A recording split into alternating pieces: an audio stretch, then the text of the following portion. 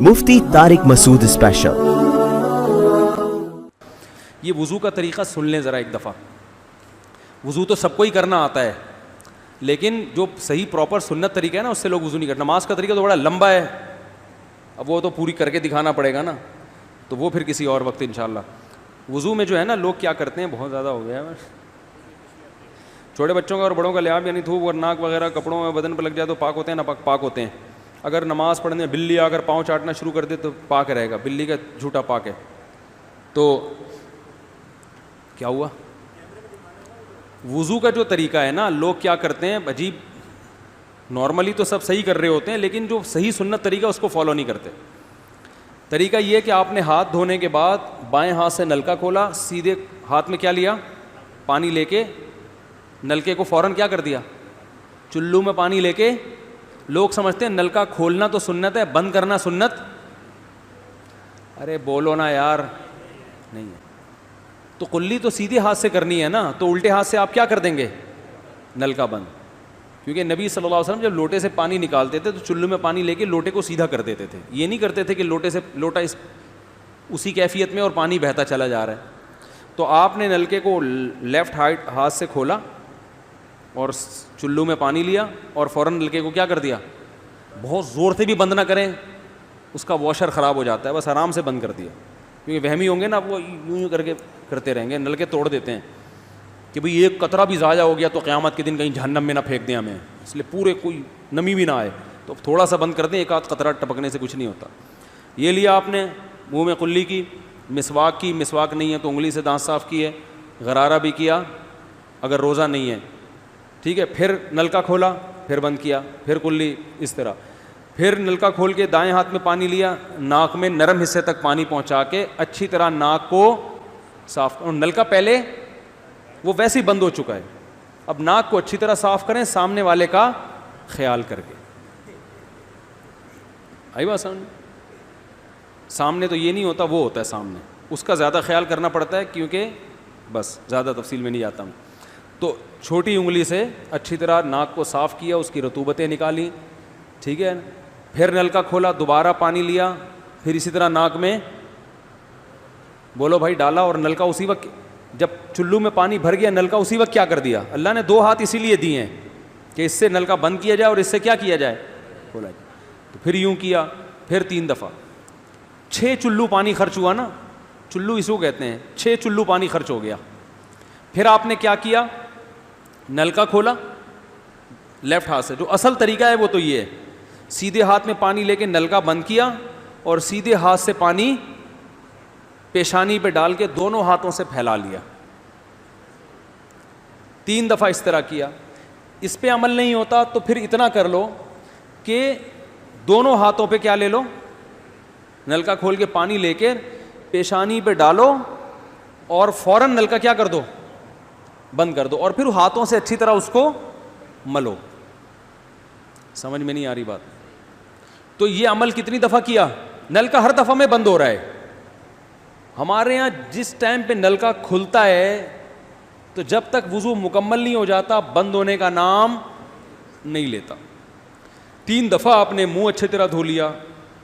داڑھی ہے تو اس میں کیا کر لیا, بڑی داڑھی ہے, میری داڑھی ایسی, میں تو چلو سے پوری داڑھی دھو لیتا ہوں, چھوٹی سی داڑھی ہے, تو داڑھی میں خلال کر لیا آپ نے.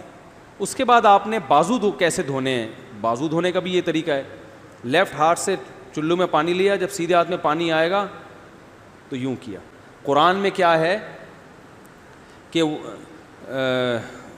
قمتم الی الصلاۃ فاغسلوا وجوہکم وایدیکم الی المرافق, اپنے ہاتھوں کو کوہنیوں تک دھو. پتہ ہے دھونے کا عمل ہاتھ سے شروع ہوگا, ختم کہاں ہوگا, پانی یوں نہیں بہانا, اس طرح بہانا ہے پانی, یہاں سے یوں جائے. اور اس میں فائدہ یہ ہوتا ہے کہ بالوں کا جو رخ ہے نا نیچے کی طرف ہوتا ہے, جب پانی اپوزٹ سائڈ میں جاتا ہے تو اسکن اچھی طرح گیلی ہو جاتی ہے, سمجھ رہے ہو. تو آپ نے یوں لیا اور ہاتھ سے اچھی طرح ملا اس کو. ملنے پہ زیادہ زور لگانا ہے, ہم پانی پہ زیادہ زور لگا رہے ہوتے ہیں. پھر یہ بھی ہو سکتا ہے کہ دونوں ہاتھوں سے لو, دونوں ہاتھوں سے نلکا کھول کے دونوں ہاتھوں سے پانی لے کے, کیونکہ اس میں زیادہ پانی آ جاتا ہے, تو پانی لے کے آپ نے لیفٹ ہاتھ کو بھی یوں کیا نا, تاکہ یہ پانی بھی ادھر ٹرانسفر ہو اور یوں چلا جائے. اس طرح سے آپ نے دوسری دفعہ دھو لیا اور نل کا کیا کر دیا بند, پھر تیسری دفعہ بھی ایسا ہی کیا. یہ جو ہوتا ہے نا یوں یوں یوں یوں کر کے رگڑے لگا رہے ہیں نلکے کے نیچے ایسے, یہ نہیں ہوتا, یہ سنت طریقہ نہیں ہے. نبی جس برتن سے وضو کرتے تھے تو اس طرح چلو میں پانی لے کے اس طرح وضو کیا کرتے تھے, غسل اسی طرح ہو جاتا تھا. تو اب پھر لیفٹ میں بھی ایسے ہی ہے, لیفٹ میں پانی ڈالا اور سیدھے ہاتھ سے سہارا لے کے کیا کیا, دونوں ہاتھوں کا پانی ادھر آ جائے گا, ایک دفعہ دھل گیا. اچھی طرح مسئلے کونیوں تک پہنچ جاتا ہے اور پریکٹس کے بعد تو بہت اچھا ہو جاتا ہے. اس کے بعد آپ نے کیا کیا, سر کے بالوں کا مسا. سر کے بالوں میں جو یہ ہے یہ طریقہ کچھ بھی نہیں ہے, کہیں بھی ثابت نہیں ہے. سیدھا سیدھا آپ نے ہاتھ گیلے کیے, پیچھے لے گئے. ایک حدیث میں صرف یہاں تک آتا ہے, ایک حدیث میں واپس لانا بھی. تو دونوں طریقے ہیں مسا کے, صرف پیچھے لے جاؤ یا پیچھے لے جا کے پورے سر پہ ایسے ہاتھ پھیر لیا, کیا ہو گیا سر کا مسا. پھر انگلیوں کا, وہ کانوں کا, الاذنان من الراس, حدیث میں آتا ہے کان کس میں سے ہیں, سر میں سے. کیا مطلب, اس کے لیے نیا پانی لینے کی ضرورت نہیں ہے. کان کا مسا کیا اور کانوں کی لو کا مسا کیا. گردن کا مسا بہت اختلاف ہے اس میں. احناف کے ہاں سنت, احناف بھی نہیں کہتے, افضل ہے, بہتر ہے. سنت کے لیے جتنی مضبوط دلیل ہونی چاہیے وہ گردن کے مسا پہ نہیں ہے, اس لیے احناف کا بھی فتویٰ یہی ہے کہ بہتر ہے کر لو, سنت نہیں, زیادہ اس کو مستحب کہا جائے گا. تو گردن کا مسا کر لیں تو بھی ٹھیک ہے, نہیں کریں بولو بھائی ٹھیک ہے. لیکن یہ جو یہاں کا مسا نہیں ہوتا, بعض لوگ پوری گردن کو یوں کر کے لا رہے ہوتے ہیں, ایسا نہیں ہے. تو گردن کا مسا یہ جو یہاں سے کیا جاتا ہے, یہ پچھلے جانب سے ہمارے حضرت اس کے قائل نہیں تھے. وہ کہتے تھے مسا جہاں بھی شریعت میں ملتا ہے یہاں سے ملتا ہے. تو ان کی رائے یہی تھی کہ اگر گردن کا مسا کرنا ہے تو گدی, گردن نہیں گدی کا مسا وہ یہاں سے کر لے.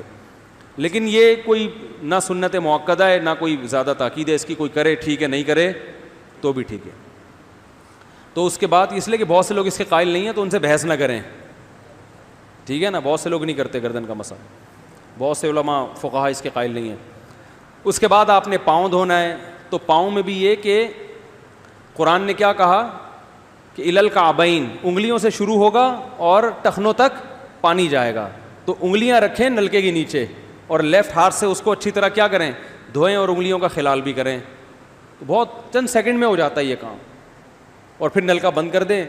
پھر دوسرا پاؤں سیدھے ہاتھ سے نلکا کھولا, سیدھا ہاتھ نلکے پہ رکھیں اور الٹے ہاتھ سے پاؤں دھوتے رہیں. جیسے ہی دھل جائے تو میرا خیال ہے ایک مگا پانی بمشکل استعمال ہوتا ہے, ایک مگا جو ہوتا ہے نا نہانے والا.